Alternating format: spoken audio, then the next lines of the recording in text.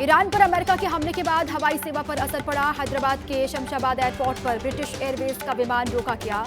युद्ध की स्थिति की वजह से नहीं मिल पाई अनुमति। यात्रा से पहले लोगों से अपने फ्लाइट की जानकारी चेक करने की सलाह। खतरनाक स्थिति में पहुंची जंग। ईरान के हमले के बाद इजरायल के कई शहरों में भारी तबाही। हाल के हमलों में 15 से ज्यादा लोग घायल। अमेरिकी हमले के बाद ईरान ने संयुक्त राष्ट्र सुरक्षा परिषद की आपातकालीन बैठक बुलाने का आह्वान किया। अमेरिका और इजरायल के हमलों के बाद बौखलाया ईरान। ईरानी मिसाइलों ने तेल अवीव और हाइफा में कई ठिकानों को निशाना बनाया। तबाही की तस्वीरें सामने आई। मिसाइलों को इंटरसेप्ट करने की कोशिश कर रहा है इजरायल। ईरान के घातक हमले से कई इजरायल के इलाकों में बर्बादी। मिसाइल हमलों के बाद की तबाही की तस्वीरें सामने आई। राहत और बचाव दल मौके पर मौजूद है। पीड़ितों तक हर संभव मदद पहुंचाने की कोशिश।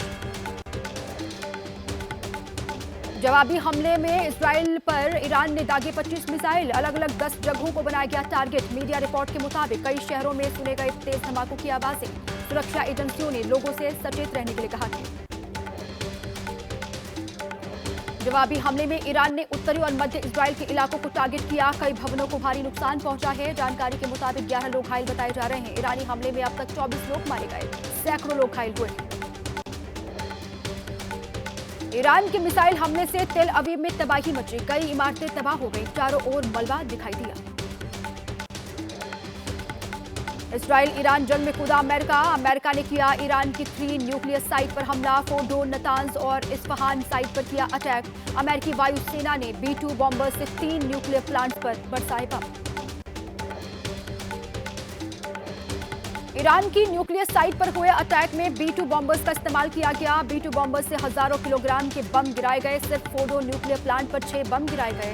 फोर्डो साइट पर 15 टन बारूद का इस्तेमाल किया गया। ईरान ने अपने 3 परमाणु स्थलों पर अमेरिकी हमलों की पुष्टि की। अमेरिका के हमले के बाद ईरान का बड़ा दावा। ईरान ने जारी की न्यूक्लियर साइट की तस्वीरें। कहा, अमेरिका के हमले में खास नुकसान नहीं हुआ। ईरान पर अमेरिका के हमले के बाद इजरायल ने एयर स्पेस बंद किया। अमेरिका ने ईरान के 3 न्यूक्लियर ठिकानों को तबाह किया। अमेरिका के राष्ट्रपति डोनाल्ड ट्रंप ने ईरान के परमाणु ठिकानों पर हमले के बाद राष्ट्र को संबोधित किया। उन्होंने कहा कि अमेरिकी सेना ने बड़ा हमला किया। अमेरिका इजरायल को धमका रहा था ईरान अब शांति का वक्त है। डोनाल्ड ट्रंप ने ईरान को मिडिल ईस्ट में आतंकवाद का सबसे बड़ा पोषक बताया। कहा, मैंने कोशिश की हमला ना करना पड़े, लेकिन करना पड़ा। नेतन्याहू और उनकी टीम ने बहुत अच्छा काम किया। अमेरिकी राष्ट्रपति डोनाल्ड ट्रंप ने ईरान को दी चेतावनी। कहा, शांति की राह पर आए ईरान अब भी कई ठिकानों को निशाना बनाना बाकी है। भविष्य में और भी बड़े हमले हो सकते हैं। हमले के दौरान अधिकारियों के साथ वॉर रूम में मौजूद रहे डोनाल्ड ट्रंप। ऑपरेशन पूरा होने तक बनाए रखी नजर। भारतीय समय के मुताबिक तड़के सुबह करीब 4:30 बजे किया गया हमला। ईरान पर अमेरिकी हमले को ईरान के विदेश मंत्री अब्बास अरागची ने अंतर्राष्ट्रीय कानून का उल्लंघन बताया। कहा, संयुक्त राष्ट्र के प्रत्येक सदस्य को अमेरिका के इस अमानवीय व्यवहार पर चिंता व्यक्त करनी चाहिए। डोनाल्ड ट्रंप की ईरान को बड़ी चेतावनी। बोले, ईरान को तुरंत रोक देना चाहिए युद्ध, नहीं तो उसे फिर होगा भारी नुकसान। ईरान के फोर्डो न्यूक्लियर साइट पर हमले की बात ईरान ने मानी है। ईरानी अधिकारी ने कहा, दुश्मन ने फोर्डो न्यूक्लियर साइट पर की एयर स्ट्राइक। ईरान पर अमेरिका के हमले पर इजरायल के पीएम बेंजामिन नेतन्याहू का बयान। कहा, डोनाल्ड ट्रंप का फैसला साहसिक है। पहले शक्ति आती है, उसके बाद शांति आती है। शक्ति के जरिए शांति लाई जाएगी। हमले से बदलेगा इतिहास। ईरान पर अमेरिकी हमले पर संयुक्त राष्ट्र के महासचिव एंटोनियो गुटेरेस का बड़ा बयान। का हमला अंतर्राष्ट्रीय शांति के लिए खतरा है। अमेरिका के हमले से क्षेत्र में तनाव है। गुटेरेस ने सभी पक्षों से शांति बनाए रखने की अपील की।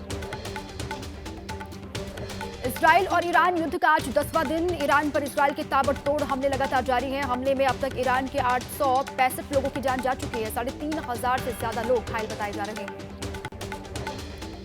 अमेरिकी हमले पर ईरान के सरकारी टेलीविजन ने कहा, ट्रंप ने युद्ध शुरू किया, लेकिन हम खत्म करेंगे। हर अमेरिकी नागरिक या सैन्य कर्मी अब हमारा निशाना।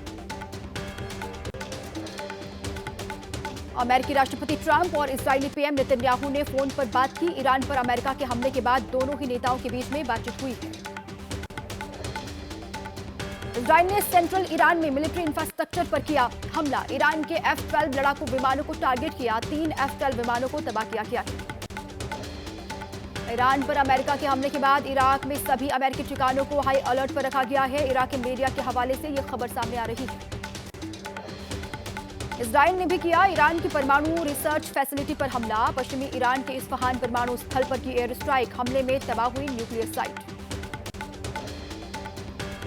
पूर्व इजरायली रक्षा मंत्री गैलेंट ने कहा, ट्रंप ने अमेरिका, इजराइल और पूर्वी मानवता के लिए साहसिक कदम उठाया है। ईरान पर बमबारी से दुनिया सुरक्षित हो गई है।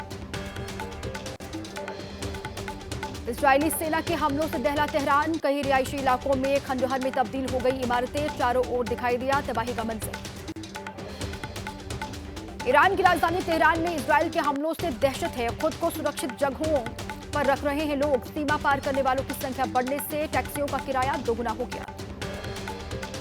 ऑपरेशन सिंधु के तहत शनिवार को 2 फ्लाइटों से 600 भारतीय दिल्ली पहुंचे। अब तक 1117 लोगों की वतन वापसी हो गई है। अभी जारी रहेगा ऑपरेशन सिंधु। रूस और यूक्रेन के बीच भी जंग जारी है। रूस ने एक और यूक्रेनी गांव पर कब्जा करने का दावा किया है। दूसरी ओर यूक्रेनी सेना के मुताबिक रूसी हमलों को नाकाम किया गया है।